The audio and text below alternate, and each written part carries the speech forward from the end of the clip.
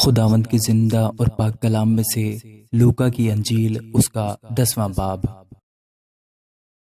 ان باتوں کے بعد خداوند نے 70 آدمی اور مقرر کیے، اور جس جس شہر اور جگہ کو خود جانے والا تھا وہاں انہیں دو دو کر کے اپنے آگے بھیجا۔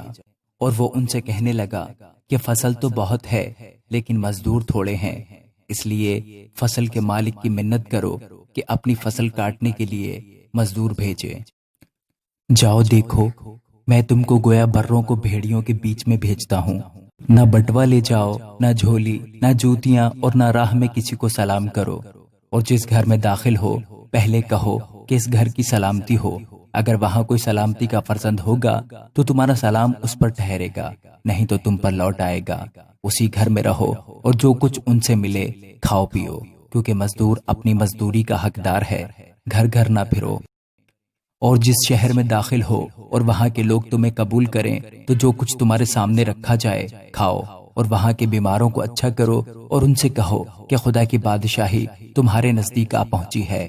لیکن جس شہر میں داخل ہو اور وہاں کے لوگ تمہیں قبول نہ کریں تو اس کے بازاروں میں جا کر کہو کہ ہم اس گرد کو بھی جو تمہارے شہر میں ہمارے پاؤں میں لگی ہے تمہارے سامنے جھاڑے دیتے ہیں، مگر یہ جان لو کہ خدا کی بادشاہی نزدیک آ پہنچی ہے۔ میں تم سے کہتا ہوں کہ اس دن سدوم کا حال اس شہر کے حال سے زیادہ برداشت کے لائق ہوگا۔ اے خورازین، تجھ پر افسوس، اے بیت سیدا، تجھ پر افسوس، کیونکہ جو مجھ سے تم میں ظاہر ہوئے اگر سور اور سیدا میں ظاہر ہوتے تو وہ ٹاٹ اوڑھ کر اور خاک میں بیٹھ کر کب کے توبہ کر لیتے، مگر عدالت میں سور اور سیدا کا حال تمہارے حال سے زیادہ برداشت کے لائق ہوگا۔ اور اے کفرنہوم، کیا تو آسمان تک بلند کیا جائے گا؟ نہیں، بلکہ تو عالم ارواح میں اتارا جائے گا۔ جو تمہاری سنتا ہے وہ میری سنتا ہے، اور جو تمہیں نہیں مانتا وہ مجھے نہیں مانتا، اور جو مجھے نہیں مانتا وہ میرے بھیجنے والے کو نہیں مانتا۔ وہ 70 خوش ہو کر پھر آئے اور کہنے لگے، اے خداوند، تیرے نام سے بدروحیں بھی ہمارے تابع ہیں۔ اس نے ان سے کہا، میں شیطان کو بجلی کی طرح آسمان سے گرا ہوا دیکھ رہا تھا۔ دیکھو، میں نے تم کو اختیار دیا کہ سانپوں اور بچھوؤں کو کچلو، اور دشمن کی ساری قدرت پر غالب آؤ، اور تم کو ہرگز کسی چیز سے ضرر نہ پہنچے گا۔ تو بھی اس سے خوش نہ ہو کہ روحیں تمہارے تابع ہیں، بلکہ اس سے خوش ہو کہ تمہارے نام آسمان پر لکھے ہوئے ہیں۔ اسی گھڑی وہ روح القدس سے خوشی میں بھر گیا اور کہنے لگا، اے باپ، آسمان اور زمین کے خداوند، میں تیری حمد کرتا ہوں کہ تو نے یہ باتیں داناؤں اور عقل مندوں سے چھپائیں اور بچوں پر ظاہر کی۔ ہاں اے باپ، کیونکہ ایسا ہی تجھے پسند آیا۔ میرے باپ کی طرف سے سب کچھ مجھے سونپا گیا، اور کوئی نہیں جانتا کہ بیٹا کون ہے سوا باپ کے، اور کوئی نہیں جانتا کہ باپ کون ہے سوا بیٹے کے، اور اس شخص کے جس پر بیٹا اسے ظاہر کرنا چاہے۔ اور شاگردوں کی طرف متوجہ ہو کر خاص انہی سے کہا، مبارک ہیں وہ آنکھیں جو یہ دیکھتی ہیں جنہیں تم دیکھتے ہو، کیونکہ میں تم سے کہتا ہوں کہ بہت سے نبیوں اور بادشاہوں نے چاہا کہ جو باتیں تم دیکھتے ہو دیکھیں مگر نہ دیکھیں، اور جو باتیں تم سنتے ہو سنیں مگر نہ سنی۔ اور دیکھو، ایک عالم شرع اٹھا اور یہ کہہ کر اس کی آزمائش کرنے لگا، اے استاد، میں کیا کروں کہ ہمیشہ کی زندگی کا وارث بنوں؟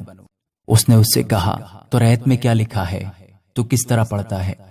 اس نے جواب میں کہا کہ خداوند اپنے خدا سے اپنے سارے دل اور اپنی ساری جان اور اپنی ساری طاقت اور اپنی ساری عقل سے محبت رکھ، اور اپنے پڑوسی سے اپنے برابر محبت رکھ۔ اس نے اس سے کہا، تو نے ٹھیک جواب دیا، یہی کر تو تو جیے گا۔ مگر اس نے اپنے تئیں راست پاس ٹھہرانے کی غرض سے یسوع سے پوچھا، پھر میرا پڑوسی کون ہے؟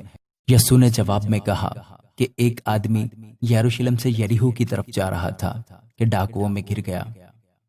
انہوں نے اس کے کپڑے اتار لیے اور مارا بھی، اور ادھموا چھوڑ کر چلے گئے۔ اتفاقاً ایک کاہن اسی راہ سے جا رہا تھا اور اسے دیکھ کر کترا کر چلا گیا۔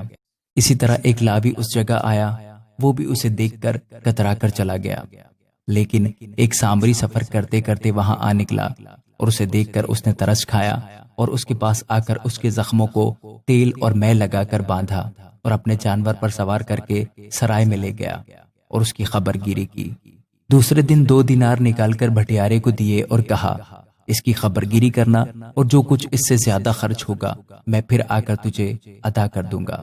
ان تینوں میں سے اس شخص کا جو ڈاکوؤں میں گر گیا تھا تیری دانست میں کون پڑوسی ٹھہرا؟